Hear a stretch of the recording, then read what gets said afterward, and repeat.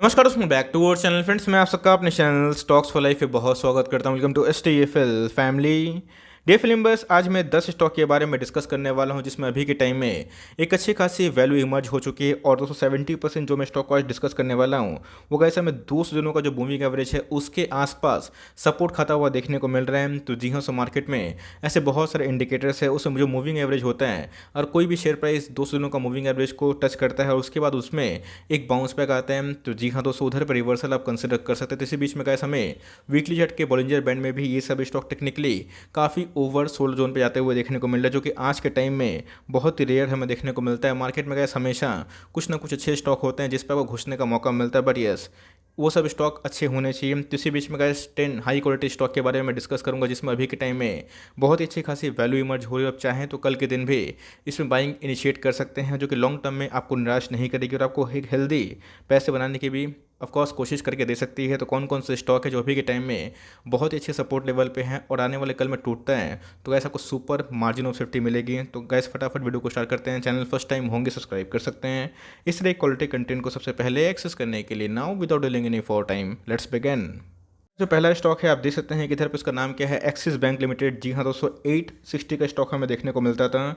अभी की बात की जाए तो गैस ये हमें 700 के आसपास ट्रेड करता हुआ देखने को मिल रहा है। जी हाँ दोस्तों, प्राइवेट बैंक की बात की जाए टॉप 3 और 4 में ये आती है। पहले की बात की जाए दोस्तों तो हमें HDFC बैंक देखने को मिलता है, उसके बाद बात की जाए ICICI बैंक, उसके बाद कोटक की बात की जाए तो उसके बाद हमें एक्सिस का ही नाम देखने को मिलता है। और आप देखें दोस्तों तो इसमें वन डे के चार्ट में बहुत ही भारी भरकम गिरावट देखने को मिल रही है। और ये दोस्तों जो लाल कलर का लाइन है ये हमें 200 दिनों का मूविंग एवरेज देखने को मिलता है। इसको इस कंपनी के शेयर प्राइस ने ब्रेक कर दिया है। टेक्निकली अगर आप देखें तो स्टॉक काफ़ी ओवर सोल्ड जोन पे जा चुका है। RSI इंडेक्स की बात की जाए तो मैं 27 के आसपास निकल के आ जाती है।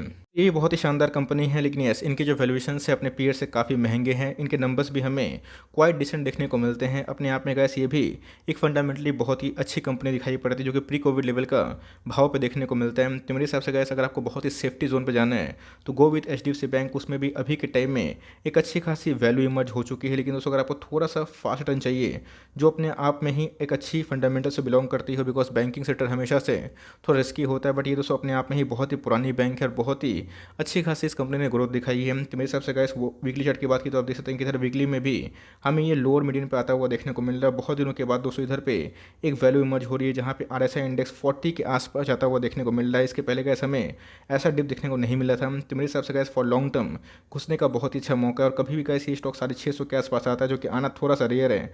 अगर आ जाता है तो गैस इधर पे घुसने का एक गोल्डन अपॉर्चुनिटी बन सकती है। तो अगर आपके पास टॉप क्लास बैंकिंग स्टॉक्स हैं आप आराम से कंटिन्यू करें, वरना अगर आप चाहते हैं बैंकिंग में निवेश करना तो HDFC बैंक के बाद ICICI बैंक के बाद आप चाहें तो एक्सिस बैंक को, जो कि अभी के टाइम में टेक्निकली काफ़ी ओवर सोल्ड हो चुकी है, इस पर अपनी फोकस को बना सकते हैं।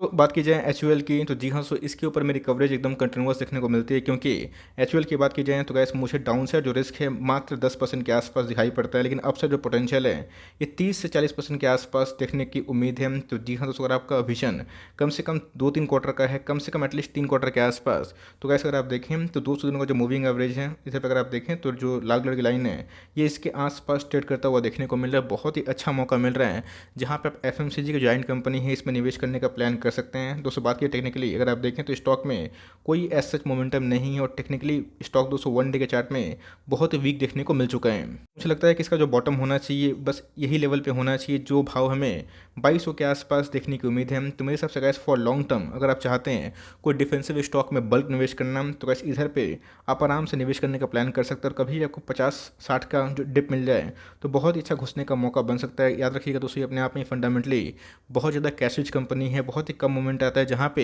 ये घुसने का मौका देती है। यस थोड़ा स्लो चलती है बट आपके पैसे को हमेशा बचाती है।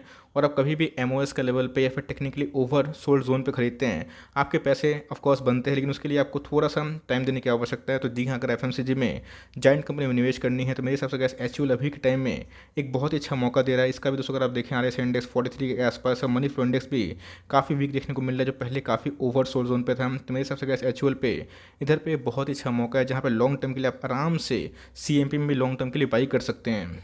बात की जाए आईजीएल की, जी हाँ दोस्तों, गैस की एक टॉप क्लास कंपनी हमें निकल के आती है 610 के आसपास इनका ऑल टाइम हाई देखने को मिलता है। अभी भी दोस्तों अगर आप देखें तो स्टॉक में अभी भी बहुत ही अच्छा करेक्शन हो चुका है। 500 नीचे दोस्तों ये स्टॉक आ चुका है। अगर आप देखें तो इसका जो पुराना सपोर्ट है 460 के लेवल पे हमें निकल के आता है। आरएस इंडेक्स की बात की जाए तो आप देख सकते हैं कि हमें 45 के आसपास देखने को मिलता है और इसके पहले स्टॉक टेक्निकली बहुत ही ज़्यादा टूट चुका था। गैस बहुत ज़्यादा गिरावट की उम्मीद इसमें नहीं है, बिकॉज बात की जाए इनके नंबर्स भी हमें क्वाइट डिसेंट देखने को मिले थे। अब ऐसा नहीं है कि स्टॉक मार्केट में सभी स्टॉक एक साथ भागते हैं, कभी कभी कोई स्टॉक थोड़ा सा लेगाट परफॉर्म करते हैं, लेकिन अपकमिंग कुछ क्वार्टर्स में इनके जो पोजीशन है काफ़ी हेल्दी दिखाई पड़ते हैं। और इनके जो एमडी इन्होंने भी बहुत ही पॉजिटिव नंबर्स का एस्टिमेट दिए है और बताया भी था कि इस क्वार्टर के नंबर्स भी बहुत ही हेल्दी थे। तो मेरे हिसाब से वन डे के चार्ट में इसमें काफ़ी वैल्यू इमर्ज हो रही है। अगर आप चाहें तो आईजीएल में आराम से फॉर लॉन्ग टर्म निवेश कर सकते हैं। डेफरी कंपनी है अपने आप में ही, ऑफ कोर्स ऐसा नहीं कि बहुत ह्यूमंगस ग्रोथ है, बट यस कंपनी एक कंसिस्टेंट परफॉर्मर रही है। तब चाहे तो गैस आईजीएल में भी फॉर लॉन्ग टर्म अपने जो प्लान को बना सकते हैं, बिकॉज ये भी टेक्निकली बहुत ही अच्छे जोन पे है। और लॉन्ग टर्म में अगर आप निवेश करते हैं अराउंड 500 के स्टॉक पे, तो गैस कम से कम 2 सालों में ये 800 से 1000 के लेवल पे जाने की क्षमता रखता है।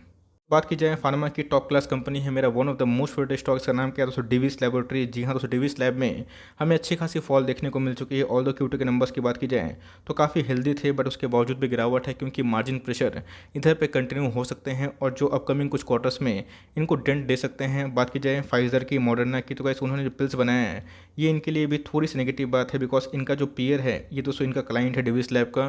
तो ऑफकोर्स इधर पे जो सेंटीमेंट है ख़राब होता हुआ देखने को मिल रहा है। लेकिन दोस्तों कभी भी कोई अच्छे स्टॉक्स में गिरावट होती है, ख़राब सेंटीमेंट में तो ही घुसने का मौका मिलता है। तो आरएस इंडेक्स की बात की जाए तो गैस बहुत ही कम मोमेंट आता है जहाँ पे ये स्टॉक घुसने का मौका देता है। तो मेरे हिसाब से अगर फार्मा में कोई अच्छी क्वालिटी में निवेश करना है टॉप क्लास कंपनी पे, तो गैस डिविस लैब पे आपकी ज़रूर फोकस होनी चाहिए। मल्टीबैगर नहीं है, महा मल्टीबैगर है, 1 लाख करोड़ से ऊपर की इसकी मार्केट कैप है और लॉन्ग टर्म तक ऑफकोर्स अगर पोर्टफोलियो डाइवर्सिफाई करना है, उसमें फार्मा स्टॉक को चुनना है, तब चाहें तो इसमें निवेश कर सकते हैं।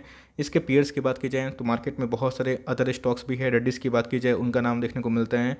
बात की जाए लॉरस लैब की, या फिर बहुत सारे अच्छे स्टॉक्स भी हैं जो भी के टाइम में फार्मा में अच्छे खासे करेक्शन दिखा चुके हैं। तो मेरे हिसाब से गाइस जो बहुत अच्छा सपोर्ट है ये इसका लेवल निकल के आता है 4600 के आसपास। तो गाइस इस लेवल पे कभी भी स्टॉक आते हैं तो 5400 का स्टॉक है, आपको अच्छा खासा मार्जिन में देगा। आप चाहे तो हैं तो सीएमपी में भी थोड़ा थोड़ा उठा सकते हैं। और कभी भी इस लेवल पे आते हैं तो गाइस मुझे लगता है लॉन्ग टर्म तक डिविस लैब में बैटिंग करने के लिए बहुत ही अच्छा पिच रेडी हो चुका है। बात की जाए एससीएल टेक, एक मस्ट बाय वाली कंपनी है। आईटी की बात की जाए तो ऑलमोस्ट 3 लाख करोड़ के आसपास की मार्केट कैप है और इसमें हमें पिछले कुछ समय से काफ़ी फॉल देखने को मिला है। मैंने कहा इसको 2-3 बार ऑलरेडी कवर भी किया है और इधर पे कवर करना फ़र्ज़ बनता है क्योंकि बहुत लोगों ने 1300 के लेवल पे लिया है, तो कोई दिक्कत वाली बात नहीं है। टारगेट्स की बात की जाए तो ये बहुत ही अब दिखाई पड़ते हैं। डाउन साइड रिस्क की बात की जाए मुझे यहाँ से वही 5-6% के आसपास की उम्मीद है और मैक्स टू मैक्स 10% के आसपास। लेकिन अपसाइड मोमेंटम की बात की जाए तो बहुत ही ह्यूज है, जहाँ पे दोस्तों हमें 1:3 का रिस्क रिवॉर्ड मिल सकता है। टेक्निकली अगर आप देखें तो स्टॉक में काफ़ी गिरावट हो चुकी है और 32 के आसपास दोस्तों इस लेवल पे ये आ चुका है।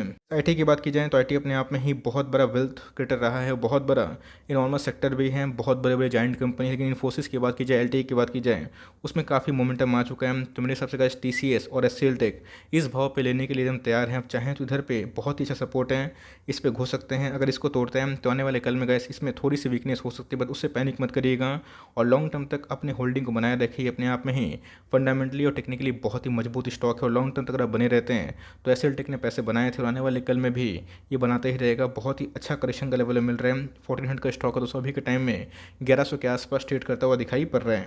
बात की जाए दीपक नाइट्रेट, लोग आएंगे डराएंगे, आप डरिएगा मत और इधर पे गलती से माल बेच के निकलिएगा मत। अगर आपने दीपक नाइट्रेट को 3 से 5 साल का होरिजन पर लिया है तो एकदम दोस्तों डरने वाली बात नहीं है। सेक्टर ही अगर प्रेशर में है तो कोई स्टॉक नहीं भाग सकता, थोड़ा सा टाइम लगता है। आपने देखा कि डिविस लैब इतनी बड़ी कंपनी है लेकिन उसमें भी एक अच्छा खासा फॉल हो चुका है। तो गाइस केमिकल में अभी के टाइम में सिर्फ एसआरएफ को छोड़ के सब में गिरावट हमें देखने को मिल रही है। तो मेरे हिसाब से गाइस दीपक नाइट्रेट इसको मैं बार बार कवर इसलिए करता हूँ बिकॉज बहुत लोग इधर पर निकलने की बात करते हैं, लेकिन भाई आपका हॉरिजन लंबा है तो यही सब पैसे बनाएंगे और कभी भी दोस्तों एक डायरेक्शन में पैसे नहीं बनते हैं। आपका एक का स्टॉक 5-6 होगा, 10 होगा, 10 से दोस्तों 6-7 भी होता है और कभी कभी 5 भी होता है, लेकिन दोस्तों 5 के बाद फिर से 15-20-30 तक भी जाता है और फिर से एक रिवर्सल हमें देखने को मिलता है। तो गैस केमिकल की बात की जाए तो टॉप क्लास कंपनी में एक तरफा तेजी आई थी, लेकिन उसके बाद हमें एक विराम देखने को मिल रहा है जहाँ पे लॉन्ग टर्म जो निवेशक हैं उनको पोर्टफोलियो बिल्ड करने का अच्छा खासा मौका मिल रहा है। तब चाहे तो गैस दीपक नाइट्राइट इस पर फोकस बना सकते हैं। बहुत ही क्वालिटी वाली कंपनी और बहुत ही हाई ग्रोथ वाली कंपनी में निकल के आ जाती है। नंबर्स गैस मुझे पर्सनली खराब नहीं लगे थे। अगर मार्जिन प्रेशर नहीं होता तो टॉप लाइन बहुत ही शानदार था, लेकिन यस बॉटम लाइन में थोड़ी सी निराशा हमें देखने को मिली, क्योंकि क्वार्टरली बेसिस पे इन्होंने नंबर को बीट नहीं किया था, बट ईयरली बेसिस पे अच्छे खासे डिसेंट जम थे। तो मेरे हिसाब से गैस अभी के टाइम में बहुत सारी केमिकल कंपनी में वैल्यू इमर्ज हो चुकी है, जहाँ पे Deepak nitrite one of the best stock है। और अब चाहें तो लॉन्ग टर्म में कोई टेंशन वाली बात नहीं है, गिरता है इसे दीपक नाइट्राइट खत्म नहीं हो जाएगा, ध्यान रखिएगा। और लॉन्ग टर्म तक बने रहते हैं। आपको यही सब डिप दोस्तों डिस्काउंट रेट में मिलते हैं, तो भाई इधर पे आप पैनिक करते हो, इधर पैनिक मत करिएगा, बिकॉज लॉन्ग टर्म में अच्छी कंपनी सस्ते भाव में बहुत ही कम आते हैं। टेक्निकली अगर आप देखें तो वीकली चार्ट में गैस हमें बहुत ही ज़्यादा गिरावट देखने को मिल चुकी है, जो पहले हमेशा ये ओवरबॉट जोन में रहता था। तो मेरे हिसाब से गैस फॉर लॉन्ग टर्म इसको हर 100 के डिप पे ऐड करें और बस बने रहें। आपके enormous amount of wealth Deepak nitrite जरूर क्रिएट करके देगी। दोस्तों ये कमेंट्री है वो एल्किल एलिमेंट्स पे भी है। जी हाँ दोस्तों, दीपक नाइट्राइट और एल्किल एलिमेंट्स का जो जोड़ी है वो अपने आप में ही शानदार है। अमाइंस का बिजनेस कभी खत्म नहीं होंगे। इनके जो बिजनेस है ये गैस हमें वाटर ट्रीटमेंट की बात की जाए, पेस्टिसाइड की बात की जाए, क्रॉप प्रोडक्शन की बात की जाए, तो उसमें हमें देखने को मिलता है अपने आप में ही एक बहुत बड़ा वेल्थ क्रिएटर रहा है। पिछले कुछ समय से एक अच्छी खासी करेक्शन हो चुकी है। तो मेरे हिसाब से guys Deepak nitrite alkyl elements in सब पे आपको फोकस होना चाहिए। आरती को ही मत भूलिएगा, वो भी एक फंडामेंटली और टेक्निकली बहुत ही मजबूत कंपनी है। आप चाहते हैं थोड़ा सा रिस्क लेना तो आप इसके बदले पे बालाजी अमाइंस को अफोर्ड करना चाहें तो कर सकते हैं, लेकिन यस थोड़ा इसके बेट है, बट लॉन्ग टर्म में ये सब कंपनी आपको रिवॉर्ड देगी। बहुत ही अच्छा स्ट्रॉन्ग प्रोमोटर होल्डिंग है। और टेक्निकली दोस्तों अगर आप देखें तो स्टॉक में काफ़ी वीकनेस आ चुकी है। RSI इंडेक्स की बात की जाए 41 के आसपास आ चुके हैं। तो वैसे मार्केट में जब पैनिक होता है तो उधर पे आपको इक्का दुक्का स्टॉक लेके लॉन्ग टर्म तक पारी खेलनी चाहिए और उधर पे बस बने रहना चाहिए, तो लॉन्ग टर्म में आपके पैसे ज़रूर बनते हैं। वीकली चार्ट की बात की जाए तो बहुत ही कम हमें देखने को मिलता है जहाँ पे एल्किल एलिमेंट्स एकदम सपोर्ट पे आ गया हो, बिकॉज अगर आप देखिए वन डे के चार्ट में ये बहुत ही इंपॉर्टेंट सपोर्ट लेवल पे है। इसको तोड़ता है तो ऐसे स्टॉक में त्राहिमाम मच सकता है, लेकिन उससे आप पैनिक मत करिएगा, बिकॉज आप इधर पे बल्क नहीं कर रहे हैं। और कभी गाइस 3000 के नीचे मिलता है तो इधर पे एक सुपर अपॉर्चुनिटी भी बन सकती है।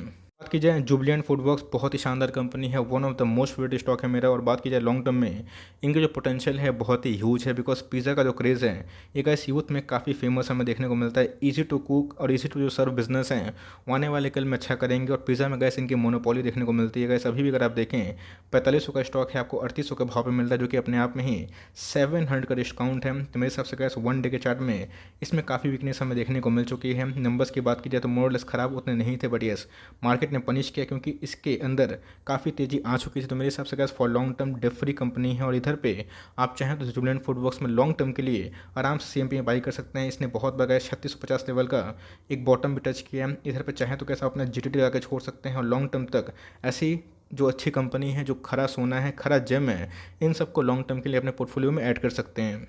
बात की जाए उसके बाद जो लिस्ट में है उसका नाम है नौकरी या फिर इन्फोएज। जी हाँ दोस्तों, इसके पहले इन्फोएज में एक अच्छी खासी तेज़ी देखने को मिली थी और इसका जो शेयर प्राइस था ये हमें 7200 के आसपास भी जाता हुआ देखने को मिला था। लेकिन अभी की बात की जाए तो गैस हमें एक अच्छी खासी रिवर्सल देखने को मिली है। इसके पहले भी गैस इसने 6000 के लेवल को आने की कोशिश की थी। तो मेरे हिसाब से गैस कभी भी ये आपको 6300 के नीचे मिलता है तब चाहें तो डिफरी कंपनी है और इसके बहुत सारे लाइक इन्वेस्टमेंट भी हैं, तो उधर पे फॉर लॉन्ग टर्म कंपनी बहुत ही अच्छी है। ग्रोथ भी इस कंपनी में हमें देखने को मिला है। तो फॉर लॉन्ग टर्म नौकरी को भी चाहें तो अपने पोर्टफोलियो में CMP में या फिर उससे नीचे गिरावट अगर होती है 5-7% के आसपास करेक्शन में तो उसको उठा के छोड़ सकते हैं। उसके बाद अगर आप देखें तो हमारे लिस्ट में जो 10 स्टॉक है उसका नाम है कैम्स। जी हाँ दोस्तों, अपने आप में ही ये फंडामेंटली बहुत ही मजबूत कंपनी है और डेट फ्री कंपनी है। इन सब कंपनी को चलाने के लिए बहुत ही कम पूंजी की आवश्यकता होती है। मैंने इस बात को बहुत बार रिपीट भी किया और म्यूचुअल फंड इंडस्ट्री में आने वाले कल में ग्रोथ भी है, लेकिन HDFC AMC ऑफकोर्स उसमें परफॉर्म नहीं कर रही है। लेकिन यस इनके जो क्लाइंट है ये सब AMC को देती है, जो अपने आप में ही साउंड बिजनेस मॉडल हैं। और पिछले कुछ समय से कैसे अच्छी खासी हमें फॉल देखने को मिल चुका है। टेक्निकली आप देखें तो स्टॉक में काफ़ी वीकनेस है। वॉल्यूम्स की बात की जाए तो काफ़ी हद तक हमें ड्राई देखने को मिल रही है। तो फॉर लॉन्ग टर्म निवेशक चाहें तो कैम्स में अपनी एंट्री को बना के लॉन्ग टर्म तक बने रह सकते हैं। CMP की बात की तो बहुत ही अट्रैक्टिव है। बहुत बगाइस इसने 2850 के आसपास भी सपोर्ट लिया है, तो कभी गलती से इस लेवल मिल जाते हैं आप चाहते हैं तो कैम्स को भी आराम से अपने पोर्टफोलियो के शो बना सकते हैं। और लॉन्ग टर्म तक ऐसी कंपनी पे आपको होल्ड एंड कंटिन्यू जरूर करना चाहिए। कंपनी का भी बंद नहीं होगी और कंपनी का बिजनेस मॉडल लॉन्ग टर्म में ऑफकोर्स बड़ा होने वाला है। जैसे MF म्यूचुअल फंड इंडस्ट्री बढ़ेंगे कैसे वैसे वैसे इस कंपनी में भी हमें एक अच्छा खासा ग्रोथ देखने को मिलेगा। Q2 के नंबर्स की बात की तो अपने आप में ही बहुत ही स्टैंडर्ड थे, लेकिन अभी की बात की जाए तो ASM लिस्ट में होने की वजह से वॉल्यूम ड्राई है। बट लॉन्ग टर्म तक अगर बने रहते हैं तो ऐसी कंपनी आपको बहुत ही मेगा रिवॉर्ड दे सकते हैं। तो गैस इन 10 स्टॉक में से आपको कौन सा स्टॉक पसंद आए कमेंट बॉक्स में जरूर बताइएगा। तो गैस मिलते हैं जल्दी ही, तब तक के लिए bye. Thanks for listening friends. Good god bless you all.